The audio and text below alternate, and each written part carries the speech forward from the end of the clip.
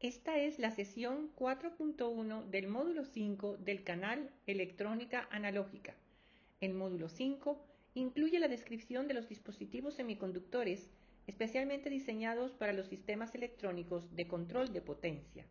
En esta sesión vamos a estudiar los diodos utilizados en los sistemas de electrónica de potencia, centrándonos en los dispositivos de silicio, particularmente en los diodos tipo P y N. Los diodos de potencia son dispositivos unidireccionales no controlados de dos terminales, ánodo A y cátodo K, formados por una unión PN. La conducción se debe principalmente al movimiento de portadores minoritarios. Su estado, encendido o apagado, depende exclusivamente de las condiciones definidas en el circuito externo. Permiten la circulación unidireccional de corriente del terminal de ánodo al de cátodo cuando el terminal de ánodo es positivo respecto al cátodo, esto es, V sub AK mayor que 0. Si se aplica voltaje negativo, el diodo no conduce, a menos que se alcance el valor del voltaje de avalancha, en cuyo caso el diodo entra en conducción inversa. En la lámina podemos observar el símbolo del diodo de potencia y su característica corriente y voltaje. En la región positiva está resaltado el voltaje en el que se inicia la conducción y la resistencia equivalente en conducción directa. En la región negativa se observa el voltaje de bloqueo máximo a partir del cual el diodo entra en avalancha, lo que puede llevar a la destrucción del dispositivo. Las características detalladas del diodo de potencia son las siguientes. El bloqueo inverso no es perfecto. Cuando VAK es menor que 0, existe corriente de fuga inversa. La tensión VAK en conducción es mayor que 0 y crece al aumentar la corriente IAK, como lo muestra su característica corriente-voltaje. Las conmutaciones no son instantáneas. Disipa potencia en todas las etapas del ciclo de operación. Existe un valor máximo de la potencia que el diodo real puede disipar.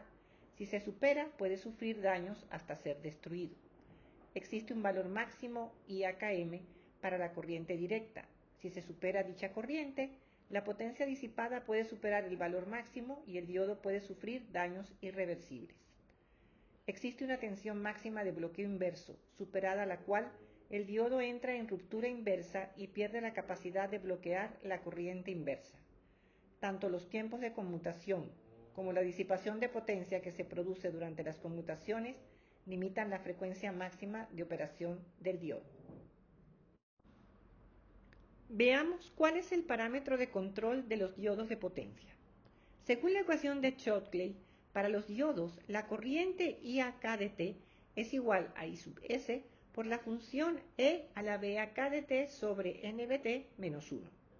De acuerdo con esta expresión, el voltaje VAK determina el valor de la corriente IAK, por lo que el diodo es un dispositivo controlado por voltaje.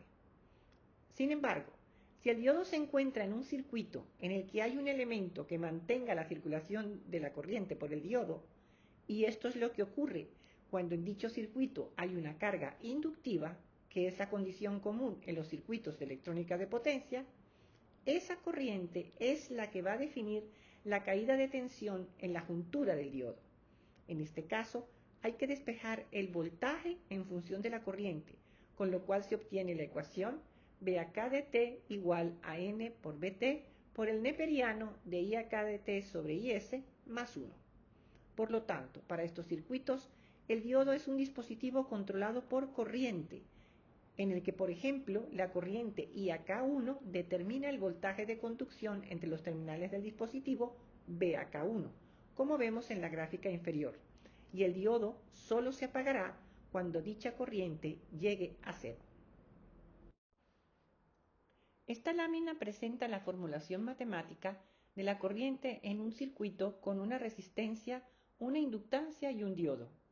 Comenzando por la ecuación 1, el voltaje de la fuente sinusoidal es igual a la suma del voltaje en la inductancia más el voltaje en la resistencia más el voltaje en el diodo, el cual vamos a suponer ideal, por lo que mientras haya conducción de corriente, consideramos que VAK es igual a 0. La solución de esta expresión para la corriente I sub T aplicando transformada de Laplace es la ecuación 2. Para analizar el valor de la corriente cuando el voltaje de la fuente cruza por cero, determinamos que en ese instante omega t es igual a pi medios, por lo que t es igual a pi sobre 2 omega, como indica la ecuación 3. Sustituyendo este valor en la ecuación 2, obtenemos la expresión 4, que como podemos observar, nos indica que para el momento en que el voltaje de la fuente es cero, la corriente por el circuito no es igual a cero. El uso de un simulador como Simulink nos facilita la visualización de las señales que queremos analizar. En la gráfica tenemos el circuito a simular, constituido por una fuente sinusoidal, un diodo y una carga inductiva que incluye una inductancia y su resistencia asociada, lo que es la configuración usual en los circuitos de electrónica de potencia. En el osciloscopio se presenta la forma de onda del voltaje en la carga inductiva, en amarillo, y la forma de onda de corriente en el circuito, en azul. Como podemos observar, la energía almacenada en la bobina durante el intervalo que circula la corriente fuerza a que dicha corriente siga siendo positiva después del momento del cruce por cero de la fuente sinusoidal. El diodo sigue conduciendo y se aplica parte de la tensión negativa de la fuente sobre la carga inductiva. Esto fuerza la reducción de la corriente hasta que llega a cero y el diodo entra en su estado de bloqueo. El diodo vuelve a entrar en conducción cuando la fuente sinusoidal aplique un nuevo semiciclo positivo al circuito. Veamos los tipos de diodos de potencia disponibles actualmente. Dado que un diodo de potencia debe cumplir varias condiciones en cuanto a la capacidad de manejo de voltaje, corriente y velocidad de conmutación, con el fin de lograr la mejor combinación de estas características, se han desarrollado los diodos de silicio tipo P y N, o diodos PIN, los cuales constan de dos regiones semiconductoras altamente dopadas, una tipo P y la otra tipo N, separadas por una zona N de muy bajo dopado, que puede considerarse como semiconductor intrínseco, y de ahí la letra I en la identificación de estos dispositivos. Por otra parte, se han desarrollado los diodos Schottky, formados por un bloque semiconductor tipo N en contacto con un metal, lo cual constituye una unión Schottky que cumple las funciones de rectificación en dicho dispositivo. Entre los nuevos materiales disponibles en el mercado está el carburo de silicio SiC. Con este material se fabrican diodos Schottky que soportan tensiones de bloqueo de varios miles de voltios y operan a frecuencias de conmutación y temperaturas de juntura superiores a las posibles con los diodos PIN de silicio. Los diodos Schottky de carburo de silicio ya se están ofreciendo en el mercado y están encontrando aceptación en el diseño de conversores DC-DC y DC-AC. Veamos los compromisos de diseño aplicados a los diodos PIN. Primer objetivo: maximizar la corriente ánodo-cátodo. Se necesita disponer de la mayor superficie de conducción posible. Para ello, se diseña colocando el ánodo y el cátodo en los lados opuestos de la oblea semiconductora. El área de conducción es entonces igual al área de la oblea. La corriente es vertical y atraviesa todo el espesor de la oblea. También es necesario reducir en lo posible las pérdidas en conducción. Para ello, se maximiza el dopado para reducir la impedancia del dispositivo, pero un mayor dopado también reduce la tensión de bloqueo. En la gráfica vemos las características corriente-voltaje de dos diodos PIN comparadas con las de un diodo ideal. El diodo fuertemente dopado, en rojo, presenta un menor voltaje de conducción y una menor resistencia en conducción, lo cual permite mayor nivel de corriente, pero su capacidad de bloquear la tensión inversa es menor que la del diodo ligeramente dopado, cuya característica está dibujada en negro y, como vemos, presenta un mayor voltaje de conducción y una mayor resistencia en conducción. Segundo objetivo: maximizar la tensión de bloqueo. Para aumentar la tensión de bloqueo sin superar el valor crítico de la intensidad de campo, hay que aumentar el ancho de la zona de vaciamiento, WB, del diodo. Esto significa aumentar el espesor del cristal, pero también aumentan las pérdidas en conducción, lo cual va en contra del objetivo de maximizar la capacidad de corriente. Dadas las consideraciones anteriores, los procesos de elaboración de los diodos PIN para optimizar sus características son los siguientes. En primer lugar, todos estos diodos son de conducción vertical, lo que significa que la corriente atraviesa todo el espesor del cristal semiconductor. Su estructura incluye tres regiones, una región N de alto dopado, N+, una N de bajo dopado, N-, y una región P de alto dopado, P+. Esta configuración se puede lograr por un proceso de crecimiento epitaxial o por difusión. Con el proceso de dopaje por crecimiento epitaxial, la zona WB tiene unos micrómetros de espesor. Se usa para dispositivos entre 100 y 600 voltios.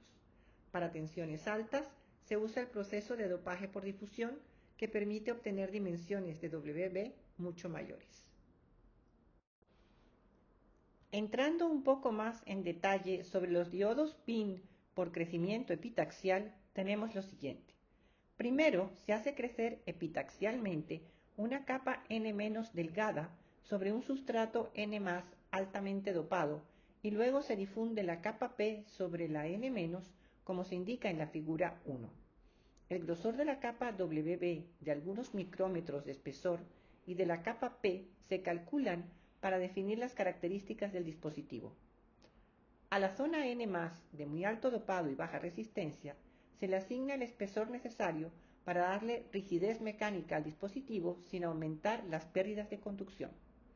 Dicha zona N+ debe asegurar la integridad física frente a las tensiones de ensamblaje y a los esfuerzos mecánicos por los ciclos térmicos en operación.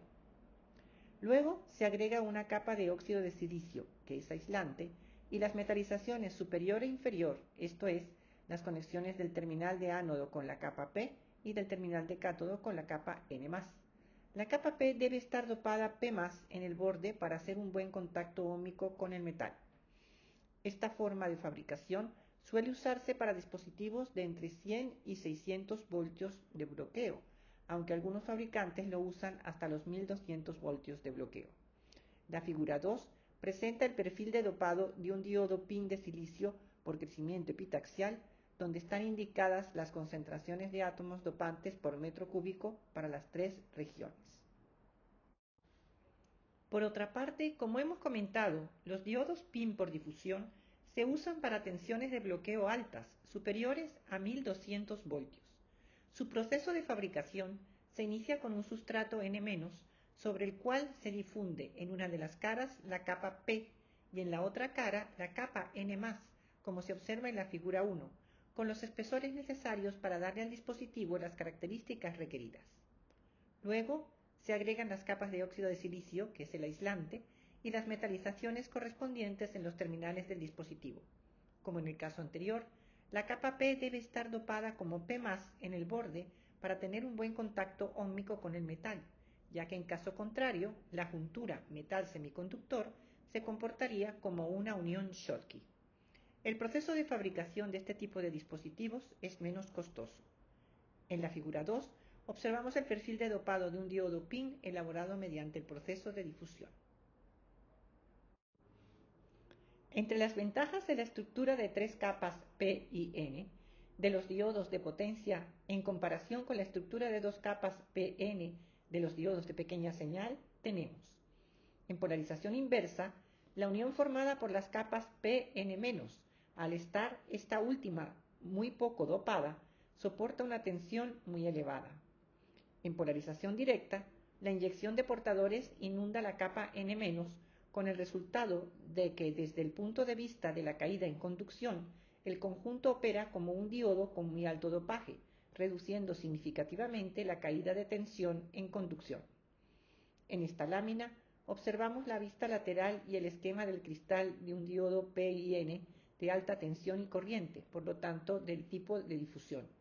El diámetro está indicado como 60 más 150 milímetros, mientras que el espesor es de solo 1,03 milímetros. La región P tiene 10 micrómetros y la N+, 250 micrómetros. Observen que el dopado de las regiones P y N es de 10 a la 19 átomos de impurezas dopantes por centímetro cúbico, mientras que el dopado de la región N- es de 10 a la 14 átomos de impurezas por centímetro cúbico. Ahora bien, se requieren más elementos adicionales a la estructura básica PIN para soportar tensiones de bloqueo elevadas. La primera de ellas es el anillo de guarda. Es una zona tipo P que forma un anillo alrededor del ánodo del diodo, pero que no está conectado eléctricamente a los terminales del diodo. El anillo queda cubierto por la capa de óxido de silicio de pasivación y su función es limitar la intensidad de campo en el borde del cristal. Como el anillo ocupa un área adicional en la cara superior del cristal, reduce el área disponible para la zona del ánodo y por lo tanto reduce la corriente máxima que va a poder circular por el dispositivo. El segundo elemento adicional a la estructura básica PIN para soportar tensiones de bloqueo elevadas es el biselado. Consiste en remover parte del material en el borde de la oblea para eliminar los posibles defectos y formar un talud en ángulo. Por lo general puede ser pasivado con óxido de silicio, como vemos en las zonas grises inclinadas en los laterales del diagrama. Las zonas azules son las metalizaciones. Este diseño aumenta la distancia que separa a los bordes de las distintas zonas de dopado, contribuyendo a aumentar la tensión de ruptura al reducir la intensidad de campo en la zona del borde.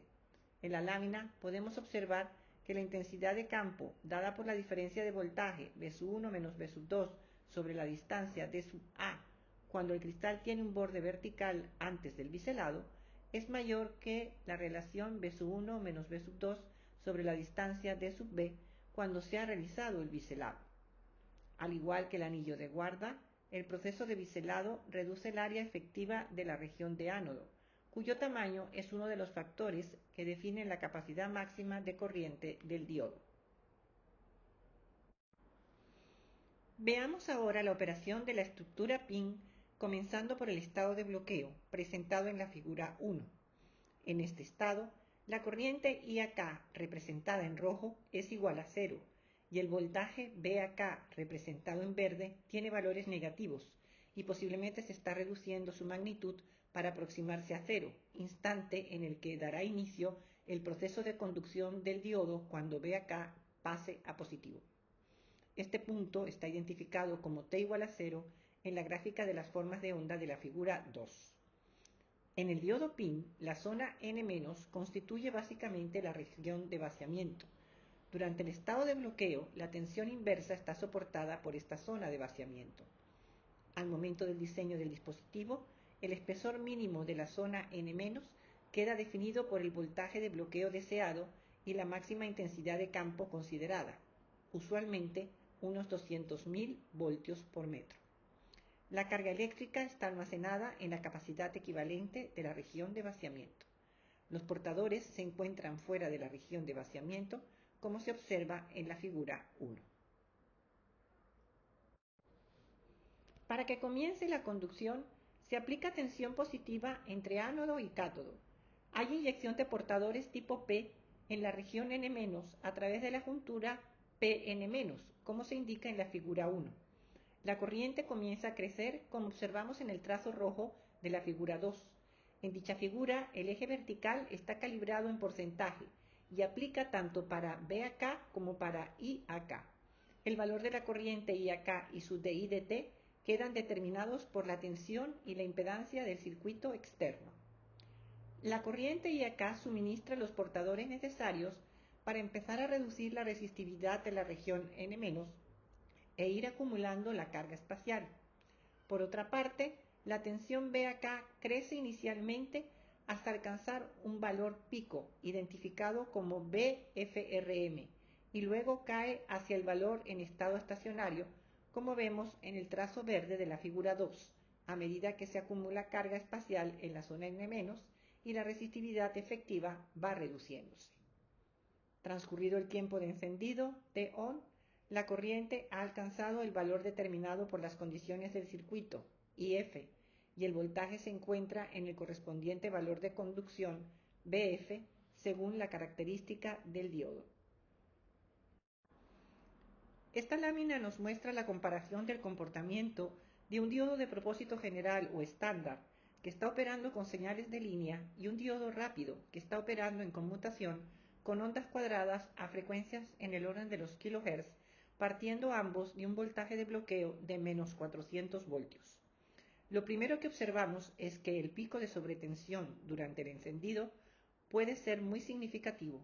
La gráfica indica que en el diodo de propósitos generales la sobretensión alcanza los 224 voltios, mientras que en el rápido la sobretensión sube hasta 84 voltios y se estabiliza a la tensión nominal en conducción a unos 500 nanosegundos.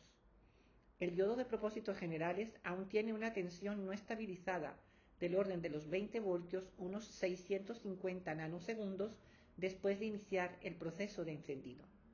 El valor de IF de T durante el proceso de encendido y el valor final IF dependen de los parámetros del circuito externo. Existen unas normas de caracterización de los diodos de potencia, las normas JEDEC, por las siglas de Joint Electron Device Engineering Council.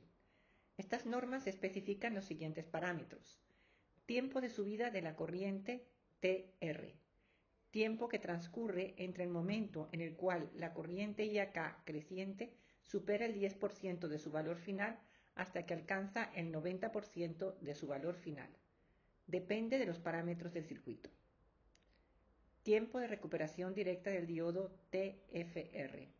Se mide desde el momento en el que la tensión BAK supera el 10% de su valor final hasta que dicha tensión BAK cae al 110% de su valor final. Una vez que el diodo ha llegado al estado de conducción, la acumulación de portadores tipo P en la región intrínseca N- satura dicha región, cuya conductividad queda modificada transitoriamente por el exceso de portadores P libres.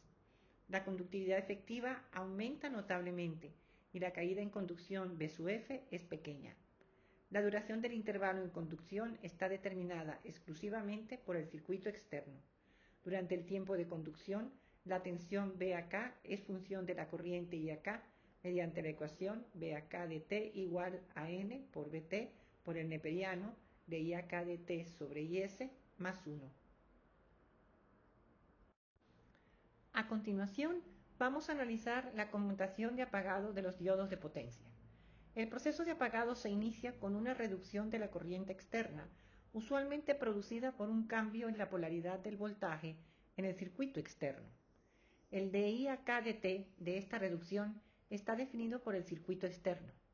Si el dI de T es suficientemente rápido, la corriente externa se hace cero antes de que los portadores en exceso en la región N- hayan sido removidos.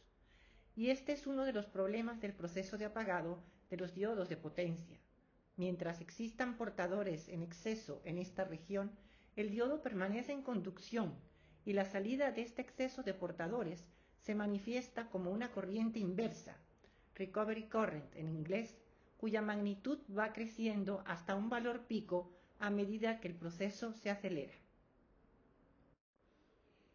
Alcanzado el valor pico y sub R, el pulso de corriente inversa se va reduciendo mientras se acumulan los portadores en la capacitancia de la región de bloqueo que se está reorganizando. Una vez que se ha removido la mayoría del exceso de portadores, la tensión B sub AK colapsa y tiende al valor de la tensión externa, que ahora tiene un valor negativo. El área sombreada bajo la curva de la corriente inversa es la cantidad de portadores, la carga Q sub R, que debe remover el pulso de corriente inversa para producir el apagado del diodo. El proceso concluye en el tiempo T sub R cuando cesa la corriente inversa y se alcanza la condición estable de bloqueo. El pico de corriente inversa durante el apagado del diodo de potencia es un inconveniente tan notable que los fabricantes diseñaron diodos con nuevas prestaciones para mejorar esta característica del apagado de los dispositivos. Por lo tanto, actualmente disponemos de los siguientes tipos de diodos. Diodos de propósitos generales, línea en negro de la gráfica, adecuados para aplicaciones a frecuencias de línea hasta 400 Hz, los cuales presentan tiempos de recuperación de centenares de microsegundos. Diodos de recuperación rápida, Fast Recovery, línea en rojo, para aplicaciones a frecuencias de conmutación elevadas, de más de 10 kHz, con tiempos de recuperación de microsegundos o menores. Algunas compañías han introducido la categoría recuperación ultra rápida, ultra fast recovery, para indicar que sus diodos son mucho más rápidos que los comunes en los mercados de recuperación rápida. La estructura del diodo de recuperación rápida también es PIN, pero difiere de la de los diodos PIN de propósitos generales en que la zona N- es más estrecha y además se incluyen centros de recombinación por dopado con oro para elevar la velocidad de recombinación durante el proceso de apagado. Ahora bien, un punto a tomar en cuenta con los diodos de recuperación rápida es que presentan una caída muy rápida de la corriente inversa, esto es, un alto de IDT, el cual puede producir problemas graves de sobretensión inducida cuando, como es usual, la impedancia del circuito tiene un componente inductivo importante. La figura 1 muestra las formas de onda de la corriente, en rojo, y del voltaje, en verde, del proceso de apagado de un diodo de recuperación rápida cuyo pico de corriente negativa es de 75 amperios y con un tiempo de recuperación de poco más de 1 microsegundo según la escala indicada, lo cual produce una sobretensión negativa en el circuito de 853 voltios. Para los circuitos que presentan este tipo de comportamiento, se desarrollaron los diodos de recuperación rápida suave, soft recovery, cuya forma de onda de la corriente es la presentada en verde en la figura 2, a fin de poder utilizarlos en aplicaciones a frecuencias de conmutación elevadas, pero con tiempos de recuperación de algunos microsegundos, lo cual reduce el DIDT reaplicado. Finalmente, hay que indicar que las pérdidas en conducción y las corrientes de fuga de los diodos de recuperación rápida son mayores que la de los diodos de propósitos generales con capacidades de manejo de voltaje y corriente similares. Para especificar si un diodo es de recuperación rápida o recuperación rápida suave, se utiliza el parámetro factor de suavidad. En primera aproximación, se puede considerar la relación entre el tiempo de crecimiento de la corriente de recuperación inversa, TRRR, y el tiempo de reducción de dicha corriente, TRRF, tiempos que podemos observar en la gráfica suministrada por GEDEC para establecer la comparación entre las formas de onda de estos diodos. Según este criterio, los diodos de recuperación rápida suave tendrían una relación TRRR a TRRF del orden de 1 a 3, y para los de recuperación rápida, dicha relación sería del orden de 3 a 1. Sin embargo, este criterio no es totalmente seguro, ya que es posible encontrar diodos en los cuales la curva no es estándar, por lo que el resultado de solo comparar los cocientes de los tiempos TRRR sobre TRRF de la corriente de recuperación inversa puede llevar a error. En la figura 1 observamos dos formas de onda de la corriente de recuperación inversa que presentan variaciones de corriente de IDT elevadas, marcadas en rojo, y sin embargo, sus tiempos de crecimiento TRRR y de reducción TRRF son similares a los de un diodo de recuperación rápida suave. Para evitar este error, el estándar GEDEC, presentado en la figura 2, define el factor de suavidad en recuperación inversa, identificado como RRSF por Reverse Recovery Softness Factor, como el cociente entre los valores máximos absolutos de la derivada de la corriente de IAK-DT durante el intervalo de crecimiento de la corriente de recuperación inversa, esto es, la pendiente de la línea en verde, y de la derivada de la corriente de IAK-DT durante el intervalo de reducción de dicha corriente, pendiente de la línea en rojo. Para finalizar, aquí tenemos la hoja de especificaciones de un conjunto de diodos de potencia de recuperación rápida fabricados por Vishay, identificados como la serie BS-SD303C 2.C. Son dispositivos de 350 amperios de corriente promedio, con tiempos de recuperación entre 1 y 2 microsegundos, capaces de soportar voltajes picos repetitivos inversos de hasta 2500 voltios. Entre otras características, el fabricante indica que el encapsulado tipo PUC cumple con las normas GEDEC y que la temperatura máxima de juntura son 125 grados centígrados. Comenta asimismo que estos dispositivos pueden aplicarse en circuitos snoover, esto es, de ayuda a la conmutación para GTOs, como diodos de libre conducción para circuitos a altos voltajes y en circuitos rectificadores que requieren diodos de recuperación rápida. A continuación, El fabricante indica las características y valores límite más importantes, como la corriente promedio máxima y FAB, la corriente RMS máxima y FRMS, la corriente pico no repetitiva máxima y FSM, el parámetro I cuadrado T, el cual indica la capacidad del diodo para soportar un cortocircuito durante un tiempo determinado sin dañarse, y se utiliza para determinar cuál es el fusible adecuado para proteger al dispositivo. Sigue la especificación de los rangos de voltaje reverso repetitivo máximo BRRM para los tipos de diodos que ofrece, el tiempo de recuperación reversa de los diodos TRR a 25 grados centígrados y el rango de la temperatura de juntura. En el siguiente cuadro, detalla los valores del voltaje reverso repetitivo máximo BRRM, el voltaje reverso no repetitivo máximo BRSM y la corriente reversa repetitiva máxima IRRM para los tipos de diodos que ofrece. En la siguiente página, el fabricante da más detalles de los parámetros en conducción directa, incluyendo la corriente promedio máxima y FAB, la corriente RMS máxima y FRMS, la corriente pico no repetitiva máxima y FSM, el parámetro I cuadrado T, y continúa con los límites del voltaje para que el dispositivo empiece a conducir, ubicados entre 1,14 y 1,63 voltios, la potencia relacionada con el valor de la resistencia en conducción y la máxima caída del voltaje en conducción de 2,26 voltios. A continuación, el fabricante especifica los parámetros relacionados con el proceso de apagado para dos temperaturas de juntura diferentes, indicando tiempos de recuperación TRR, DI/DT y la carga almacenada QRR. Sigue el cuadro de las especificaciones térmicas y mecánicas, las cuales son de suma importancia para determinar los disipadores que hay que colocar al realizar el montaje en una o en las dos caras del dispositivo, que son los terminales de conexión del diodo. Está especificada la resistencia térmica entre la juntura y el disipador de calor, parámetro indispensable junto con la potencia y la temperatura para calcular el disipador apropiado. Estos disipadores hay que montarlos ejerciendo la fuerza indicada por el fabricante en este mismo cuadro, ya que si se aplica mayor presión, el dispositivo puede romperse y si es menor, el dispositivo puede quedar mal conectado tanto eléctrica como térmicamente. En el último cuadro hay indicaciones de la resistencia térmica entre juntura y disipador de calor para diferentes condiciones de conducción de la corriente.